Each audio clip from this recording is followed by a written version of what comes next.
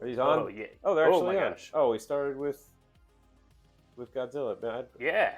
I pressed all the. Hey, there we go. Hey. Pressed all the wrong buttons. We're doing it. Now Yeah. we're actually doing it. We're good to go. Well, all right. Hey, it's Tuesday. Mm-hmm. That means it is comic book preview day. We look really blurry. I noticed that we Are look we a little blurry? blurry. Yeah. Am I just not close enough? Is that focusing on it? I Is this like the blur that makes you look better? I don't have great vision, so everything's kind of blurry to me all the time. There we go. Like that. Yeah, that's better. We're both. Yes. Welcome to Tuesday. Comic books coming out tomorrow. We're going to talk about some comic books right now. What do we got on the stack there? I Well, keep shaking the table. this is Boom. a pretty light week for books, but I have a huge stack here of stuff to show off that we're going to talk about. I like to occasionally show off a random Godzilla book. Uh-huh. This is a nice hardcover reprint of. I'm a mess today. Now guys. it feels like Godzilla. This is a nice hardcover reprint of James Stokoe's Godzilla comics. James Stokoe is an artist that I really like. Just got a real just a raw, detailed style intensity to everything that he does. So he just really brings the monstrosity to the characters. Yeah. So if you haven't read James Stokoe's Godzilla, I highly recommend this. It looks unlike any other Godzilla you've ever read. Just he brings a lot of the the horror to Godzilla. There's a rough scariness to him. He's not the cartoon fun Godzilla. Yeah, that's a fat book as well. Yeah. This is like a collected works situation. Yeah, this is a reprint of his series that he did some years ago. But it's really good. Highly recommend it. So I'm really excited for it to get this hardcover reprint because it's a good book and you want it to sit on your shelf and last forever. Yeah. Yeah. And have people stare and go, "Oh my gosh, you have a great Godzilla taste." So a few other big books that are coming out. Last year, I think it might have been 2 years ago at this point. Penguin Classics put out these books. They're called the Marvel Collection, like Penguin Classics Marvel Collection. And the last 3 that they did was for Spider-Man, Captain America, and Black Panther. And they have 3 new ones coming out, this time for the Avengers, and the Fantastic Four, and the X-Men. And what's nice about these is they reprint the original comic series, but it's not like a complete reprint. It's sort of more like a greatest hits. And then they usually have some essays and some writings kind of explaining different stuff related to the books or the era, but it's a nice a lot of people, they like reading the older stuff, but if you're unfamiliar with it, you don't really need to just buy the giant book that's the complete collection of the entire thing. A lot of times, if you just want to get a little taste of it, it's a little bit more than those facsimile edition books, which are just reprint one issue. This kind of gives you a greatest hits of the work at the time. And so, and it also will highlight different artists and different takes on the characters. There we go. Yeah, that's a little better. We were doing the extreme zoom right there. So yeah, now you get a better full look at the book. Oh, I just opened up to a blank page. Yeah, that's beautiful. Yeah. Well, now it seems too dark again. Just keep talking. I don't have a lot to say that I haven't said before about all the old Marvel stuff. It's one of my favorites. I love it. The Fantastic Four is particularly really great. These collect. I mean, they're good sized books. So if you want to jump into, I think actually maybe the one that might be most substantial to look at is the X-Men one, because a lot of times with the X-Men books, they the reprinted versions of them. A lot of people think of the X-Men really as starting with giant sized X-Men #1, which came out in 1975, and we showed off the facsimile reprint of that last week, I think. And so this collects kind of a greatest hits of the issues originally written by Stan Lee and drawn by Jack Kirby. That's kind of the forgotten. Well, that's not really the forgotten era of the X-Men. This also collects the actual forgotten issues by Neil Adams. Before he went to DC and reinvented Batman, he briefly did a few issues at the tail end of the X-Men before they got canceled.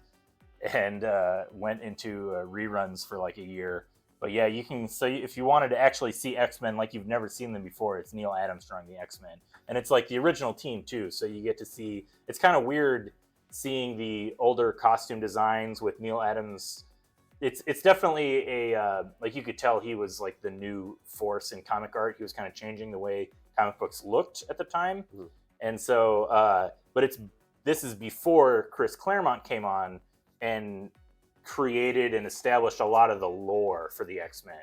So it's neat to watch this because it looks like a much more modern take on the X-Men, but it still has some of the weirdness of the old series before, like I said, before a lot of the style got set into stone. Yeah, look at that beautiful Neil Adams, like his take on the Sentinels. Just really like unlike any book you've seen before. So yeah, this is interesting. If you're not familiar with older X-Men, and I think a lot of X-Men readers aren't, this is one you might want to definitely check out. Because the Jack Kirby stuff, of course, is really good. It's it's different than some of her other books. I think this was the book that was the least developed out of all of them as they worked on it, and then Jack Kirby kind of moved on to go do other things. But I definitely love the X-Men, so I will champion them every opportunity I get. All right, let's talk about some of the issues that are coming out this week. Yeah, like single issues. Speaking of issues. Boy, oh man, that's I can't get this right. The title of this episode, issues. I can't get things right, but so I don't know, man. There you go. I want to talk about. I don't want to really talk about. I just want to briefly show off. Oh, it's Sonic. Sonic and Darkwing Duck. Look at this. 2 issues coming out the same week, both doing the It's Sunny in Philadelphia, Charlie Day, Pepe Sylvia cover. Amazing. Look at that. That's fantastic. What are the odds of both of them? So the Sonic is the main cover. So if you were collecting Sonic, this is the book you're going to get. I believe the Darkwing Duck, this is a variant cover that they did. So you might not see this one in your pull list if you're not collecting variants. But just the fact that they both came out the same week, both doing the same pose, the Charlie. Yeah.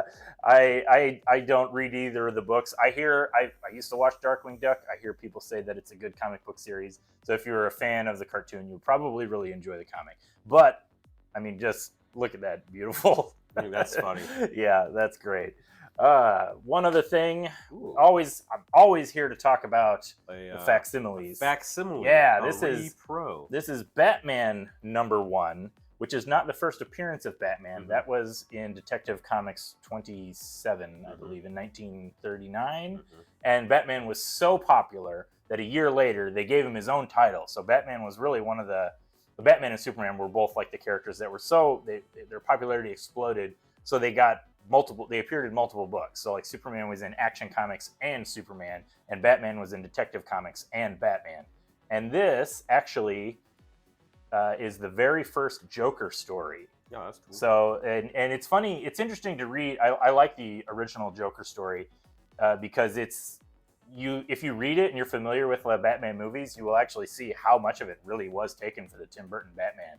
Like Jack Nicholson's Batman, or Jack Nicholson's Joker really is like drawn directly from this story. It's kind of fascinating to see. But I love the old comics.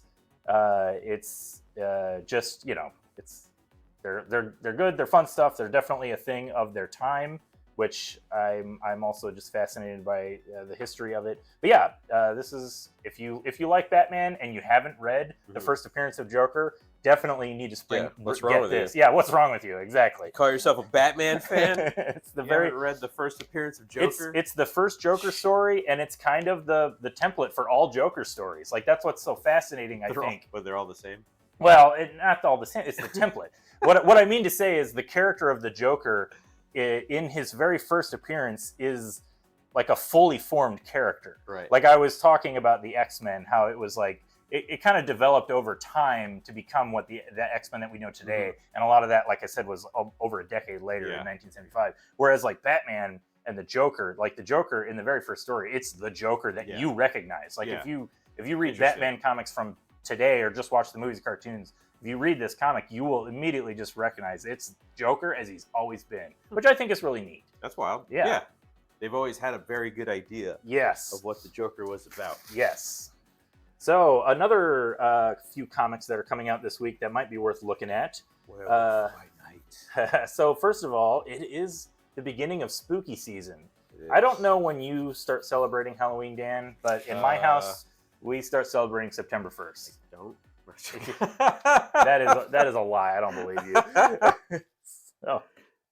So there's you know what? I just saw this. Sorry, Dan's having some troubles. I'm having a time just knocking stuff over. Sorry, everybody. So this Werewolf by Night #1 comes out tomorrow. I just happened to catch it right before we started the stream, so I haven't had a chance to read it yet. But it actually, I don't want to sound like this is too much of a backhanded compliment, but it actually looks pretty good. And I'm pretty good for a Marvel comic. Oh, okay, I'm usually pretty down on Marvel. The art in their books does not look great. You know, I mean, we talked about that Blade comic. Yeah, that was bad. Some that was months ago, and it was not great. This is complete opposite. I was impressed. Like, admittedly, I go into Marvel comics with a very negative attitude now these days. So, you know, nice. No bias here. No, none whatsoever. Hey, new comic preview. No. We're looking at everything with fresh eyes. But we talked about. I made mention of Werewolf by Night. That was the first appearance of Moon Knight. Was in the series Werewolf by Night, and we showed off a facsimile edition. Yeah, I remember of that issue. And so this is just a new series about the character that is the Werewolf by Night, Jack Russell. But this like also like the dog, exactly. That's where probably where he got the name. You know, like Dr. Octopus is named Octavius. What are the odds? Yeah, what are the odds? What are the odds? But the other character that's important to note is that this is book co-stars Elsa Bloodstone, who is you can let's show off this cover here. Yeah. Elsa Bloodstone, who's a monster hunter in the Marvel universe. Oh. She's a cool character that's not like she's not used all the time. She just kind of pops up whenever you have like a monster story. A monster that needs to be be hunted. Yeah, but it looks pretty good. It's Elsa Bloodstone has to team up with Jack Russell to take on some kind of greater threat. Well, now what the hell's going on? So what I like about Jack Russell's a monster, Elsa's a monster hunter. So it's the original odd couple. Like there's some greater threat, they have to put their differences aside. But what I like about stylistically with this book is they are doing something kind of neat where the Werewolf by Night stuff is all in black and white because they're playing up the monster movie angle for the character, whereas she's all in color. So it's just you know, it's something. I'm just glad that Marvel is doing something. They have some kind of artistic vision for their book. It's a thing they're doing. So it looks interesting. It looks pretty neat. That's kind of neat. Yeah. So I'm looking forward to reading it. Like I said, I haven't read it yet, but I definitely will. Another book that's worth talking about. Teen Titans? This isn't just Teen Titans. This is World's Finest Teen Titans. Oh. Now I've talked a little bit about how I think we're in a Superman renaissance, and a lot of that is due to writer Mark Waid, who is not just writing one of the best Superman Batman books out right now. He's also writing a Shazam book that I've talked about that I really like. And he's also doing this Teen Titans book. And it's World's Finest Teen Titans to differentiate it from the regular Teen Titans book, because this is kind of DC's version of those Marvel retro continuity books that I've talked about, where this is set in the original era Teen Titans. So it's Dick Grayson as Robin. It's like the original team, and it's like a classic story. It's a new story about the classic team, is what I was trying to say. But it looks really good. Like DC, contrary to what I was just saying about Marvel, DC always just has pretty strong art in their books. So if you like the classic Teen Titans, you can't get much better than this. Mark Waid knows how to blend like his love and respect for the original versions of the characters with a more modern sensibilities in the writing. So yeah, this is I haven't read this issue yet either, but just flipping through it, I like the way it looks. I like the characters. Yeah, it's a good book. So definitely, if you were wondering if you are a Teen Titans fan and you might have missed this one if it's not in your regular holds, like if you're just reading Teen Titans, definitely check out World's Finest Teen Titans. I got that cartoon. It's on Cartoon Network all the time. Teen Titans Go. It is on all the It time. is on all the time. I think that's Well, at least part of the reason it's so popular is because it's just there. on. Yeah, Like, it's just on. when I go out of town and I turn on the TV, I put on the TV and Yeah. I play it 24 hours a day. It's just a constant companion when I'm traveling or I'm out of town. And I've traveled a lot previously in my previous life, Mhm. and I would just leave it on cartoons because I like cartoons, and then Teen Titan Go would be on for about 12 hours out of the day. Yeah. Like, just constantly. I'm like, okay, what's next? Oh, it's another hour of Teen Titans Go. Like, they play it all the time. It's insane. It has no bearing on that comic book whatsoever. I'm just sharing that story with you all. You know what? I like Teen Titans It's a Go. lot of it. I enjoy the cartoon. It's It fine. is really annoying though. I don't know if I could watch more than a couple episodes at a time. Because they break canon, or because There's- it's just ridiculous? No, it's like an annoying type of cartoon, like Yeah. the spazziness of it Yeah, all. Like no, I know what like you it's real mean. fast paced and loud. Yeah. and then yeah, Well- like you said, the meta aspect they play that up. Yeah. Like they know that's what Yeah. the show is, and so it's like I like it and I appreciate it, but yeah, I can only take so Welcome much. to old man. Well, yeah, Street. exactly. This It's is too loud. It's just They talk too fast.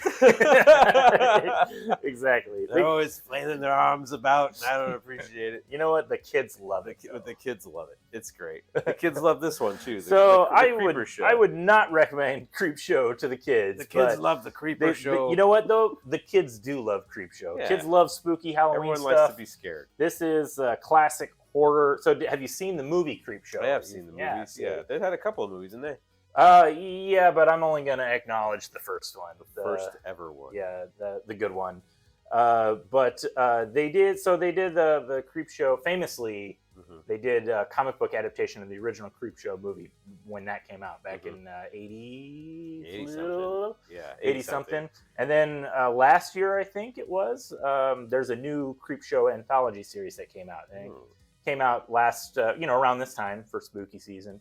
And so this is volume 2 of that. And I didn't really didn't read all of the last one because I got to be honest, as you may have been able to tell from this comic book stream, I'm not the biggest horror comics guy. Like, there's some good stuff out there, but a lot of times I'm just kind of bored by it. But Yeah. I decided to take a look at this issue, this Creepshow issue, because it features 2 stories by creators that I absolutely really like. The first story is written by none other than Garth Ennis, who you would know him from the TV show The Boys, Mhm. which is adapted from his comic book series, The Mhm. Boys. He also is a writer for Preacher, and he also Oh wrote yeah, I like the Preacher too. yeah, Preacher, and he also wrote the best Punisher run. His Punisher Max run is just great. So Garth Ennis, he is a writer who I don't always like what he writes, but I'm always like, he has such a strong, unique voice. Mhm. Even when it's bad, Mhm. you can tell like that is a Garth Ennis comic. And it's illustrated by Becky Cloonan, who Yeah, is when a it's bad, really it's still great. good. Exactly. It's the Crypt Keeper. Yeah. So that's That's the guy. that's the creep. That's the guy. Yeah, That guy's on not the toilet. not the Crypt Keeper. That's a different show. That's Is a it? Different, yeah, no. Crypt Keeper is Tales from the Crypt. Tales from the Crypt. Who's Yeah, this guy? This is the Creep from Creep Show. He's the creep. yeah, he's like the wraparound segments that kind of he takes on in the comic. So in the movies, I got them confused. It's perfectly fine Because they look almost they- exactly the same. and they serve the same role. Like in the movies, the Crypt Keeper. So the Crypt Keeper comes from the original Tales from the Crypt comics, and he had the same role where he introduces you. Mhm. He would like introduce the story, like welcome to our horror macabre, blah blah blah blah, and the movies picked that up and they ran with it. But in the original comics, the Crypt Keeper wasn't like a monster, like he didn't look like a decaying corpse. He Mhm. was just a guy. He's It an old was dude. like literally like a Crypt Keeper, Yeah. like the guy that took care of the Crypts. the crypts. The guy that Whereas- kept the crypts. Yes, exactly. And in the movies, they played up the supernatural element to make him look like a monster.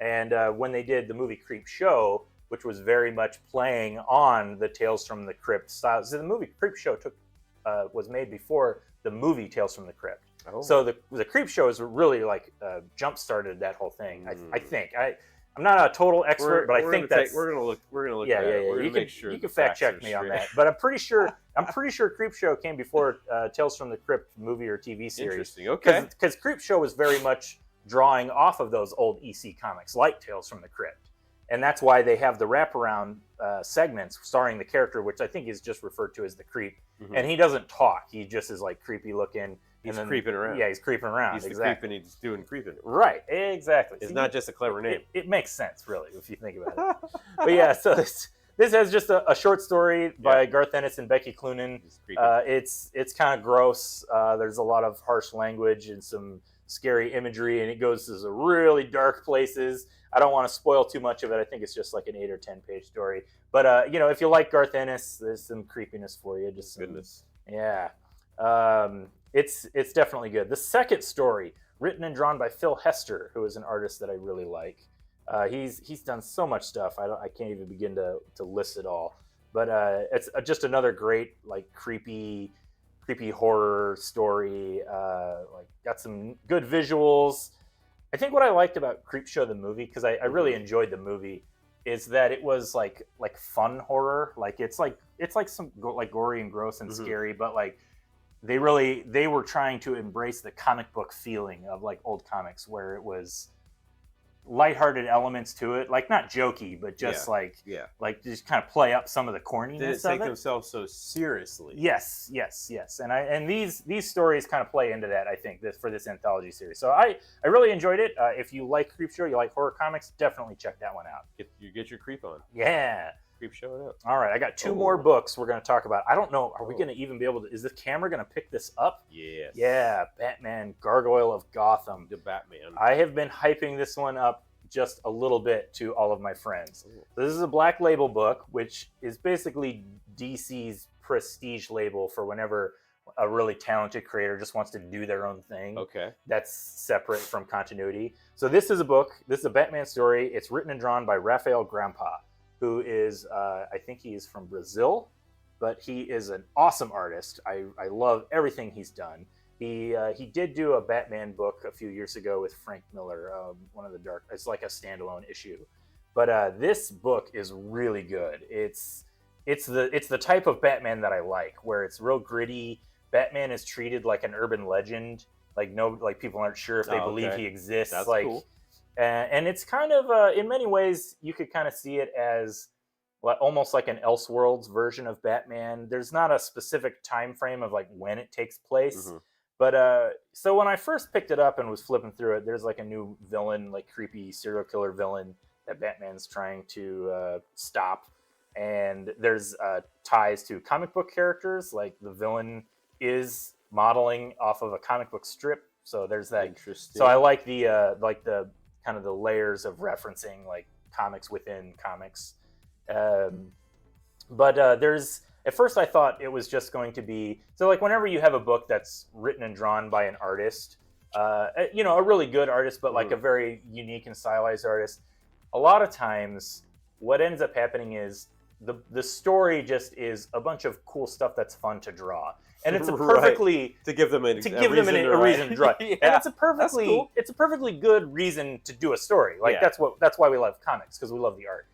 But a lot of times there's not without being too rude about it, like there's not a lot of depth to sometimes. I'm saying this generally speaking about writer art. There are some writer artists that are brilliant, but a lot of times you get something and it's like a lot of cool looking stuff. The story flows from A to B to C, and that's really, really good, because there's some people that can't even do. There are professional writers that can't even do that. So, but a lot of them make comic books. They tell me about it. But I have to say, I really, really liked the story in this book.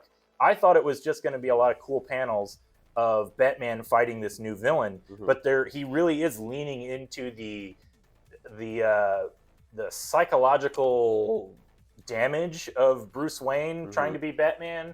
And I don't want to spoil too much of what's going on, but the running theme is about how Batman is deciding that he needs to be Batman and not be Bruce Wayne, because Bruce Wayne is just getting in the way of things, and he just needs to be Batman all the time. Oh, interesting. And so there is like, and Alfred is like, oh, that's not a good idea, sir, and is trying to take care of him because Alfred cares about him. He's basically like his adopted father.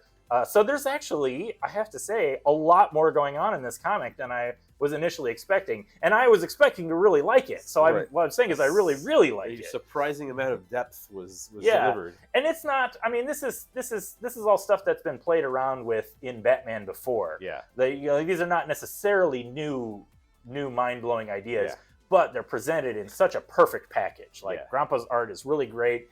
I think he gets compared often to another favorite artist of mine, Paul Pope, and I think Paul Pope drew actually one of the best Batman comics ever, Batman Year 100, which I can understand. That one's a little controversial because if you're just like a hardcore Batman guy, I can understand why you wouldn't like it, because it's a weird standalone story set 100 years in the future, like after Batman's first appearance. It's a really good book. It's like my favorite Batman book.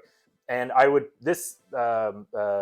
the Raphael Grandpa book, Batman Gargoyle of Gotham, that's the name of it. It's giving me shades of Paul Pope, like just stylized, really good, but it's a strong story too. So this is a 4-issue series that comes out this week. They're also releasing, if you want to get the camera on this, I do. They're releasing a noir edition of the book, which is even darker. You can't even read it. It's actually easier to read. Because it's all black and white. It's in black and white, except for red for the blood. Okay, I like that. So there's a little bit of color for special effects and blood, like but it looks really good. And so again, like it's an artist book, so you can really appreciate Raphael Grandpa's line work and just how much he puts into each page. Like these pages are so dense compared to a lot of comic book art. There's a lot going on. But that's what makes it a prestige black label book. Like he's not operating on the monthly grind where he just needs to any corners. Yeah, exactly. Yeah, he's not just like cutting corners to make sure he gets 22 pages done in a month.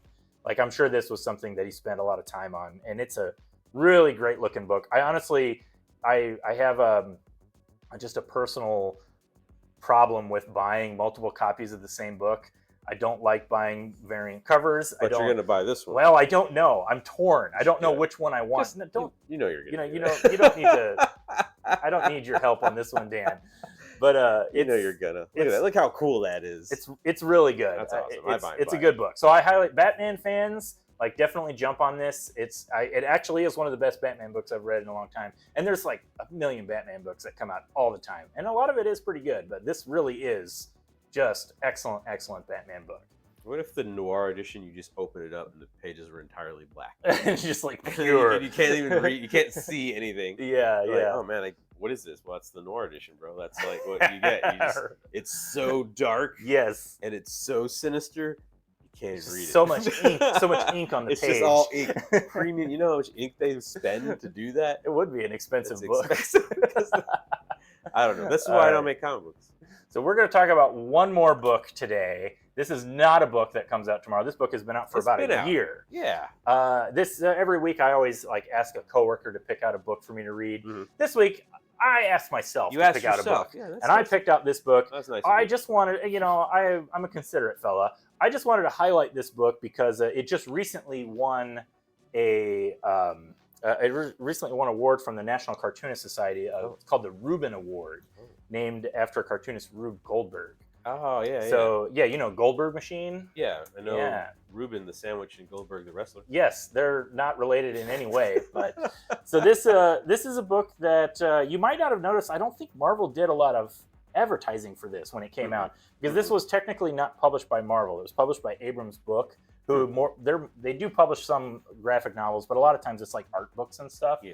And so I get the feeling this was something where Marvel has like a licensing deal for them to publish. Like they publish like the Art of the Spider-Verse book. Oh yeah, those big coffee table. So Marvel has like a deal with them where like, yeah, you can publish our licensed characters in art books. And Alex Ross just wanted to do a Fantastic Four comic, and Marvel probably didn't care to have Alex Ross do it. This is pure speculation, by the way. We like speculation. We like speculating. It's just the impression that I get, because this was one of those things where he's like, I made a Fantastic Four comic. And Marvel's like, well, we don't know what to do with it. So he takes it to the art, his connections with Abrams Publishing. And they're like, sure, we'll publish it. Yeah, we'll make it giant. And then Marvel's like, well, we're not going to say no. You got this great looking comic. The thing, yeah. So Alex Ross is known for his painting in comic book art. Mm-hmm. He's done a couple of comic book series, but he does a lot of covers. Like you see his covers all the time. But what's amazing about this book is it's not painted. It's done in traditional comic book art style. pencil. It's actually mixed media, but he did the entire thing himself, penciled, inked, colored, all of it, and Wow. it Dang. is essentially just a huge love letter to Jack Kirby and Stan Lee's Fantastic Four. This is a direct sequel to issue 51, which is a very famous issue, This Man, This Monster. And I really, really love this book a lot. It's basically just like reading a prestige version of an oversized Jack Kirby comic strip. But the art is really There's good. a lot going on here. There is. Ooh. I've been critical of Alex Ross in the past Mhm. with his paintings. I like his paintings. It's doing Like, too much. Yeah, but like when he does comic book art, like when he does comics in the fully painted style, I feel like a lot of his figures are a little too stiff. It just doesn't look right. Like there's not, it doesn't have the energy. It's all like, it feels really muted. Like his books like Kingdom Come and Marvels, they work for what they are, but not like a lot of people. I know a lot of people are really wowed by that because you don't often see a comic book that's fully painted. So you know, it's a neat novelty. But I do kind of treat it as a novelty. Like I don't necessarily think it works really well as storytelling art. All of that is to say, wow, these are bold assertions. you know what? being I have made. I have opinions, man. I have opinions. I know Alex Ross is insanely popular. He's one of the most recognizable names in the art community. But I have to say, his work in this book that's pencil and ink is gorgeous. It's absolutely incredible. Like it doesn't have any of the problems that I have with his painted books. And so it's really great. This is actually one of my favorite. It's my favorite non-Jack Kirby Fantastic Four comic I think I've ever read. That's high praise. So I mean, hey, it just won a Reuben Award for best graphic novel released last year by the National Cartoon Society. It won that for a reason. It really is really that good. And again, I'm just taking an extra moment to highlight it because I feel like if you're just a normal Marvel reader, you might have missed this because it didn't come out to a lot of fanfare. It just kind of came out, and I remember when it came out, I was pushing it on a lot of customers, and nobody had ever heard of it. They were just like, "Oh, Fantastic Four, huh?" Like when did this come out? I'm like, right now. Yeah. So just a little extra spotlight on Fantastic Four. It's called Full Circle. It's definitely you get Fantastic Four Full Circle, written and drawn by Alex Ross. A true achievement in comic book. Wow. Just comic book art, writing That's and like art. high praise coming. There's a lot of high praise on this stream today. You know, I do praise things every now and then. You had a good breakfast. I did. I'm feeling good. I did. I went to bed early last night. You know, I didn't stay up late like I normally do, so I slept pretty good. Yeah, you know, I mean that's like 3 books, like almost in a row that you really enjoyed. So like I said, it wasn't a big week for comics, but like everything I looked at, I did really like. That's solid, yeah. I mean, you know, that's so there's some good stuff out there. Fantastic. Hey, I like it. Of course, you know, I do have. It should be done. I do certainly have maybe a bias or a preference toward the Jack Kirby stuff. So, Alex Ross releases something that's just like a love letter to Jack Kirby Fantastic Four. You're gonna dig I'm it. probably gonna like it You're no gonna matter like it. what. Yeah, that's fair. That's fair. Cool. That's all the books that's, for today. That's everything I got. That's great. There are some other books. There was a few things I was gonna maybe talk about, but I really haven't had a chance to flip through a lot of stuff. Yeah. I was just too busy reading all my old Jack Kirby books. There you go. That'll happen. Excellent. Well, that's it for our stream today. We covered a lot of ground. We got a lot of books that you actually liked. Yeah. Books are coming out tomorrow. If you don't buy them here at our store, buy them somewhere. There's a lot of great comic books out there. There's something for everybody. You can get your Creep Show if you like the horror stuff. You can get your Jack Kirby homages if that's what you're into. There's plenty of them. them. You can get the darkest of the Dark Knight ever. So yeah. We'll see you guys next Tuesday for the next preview.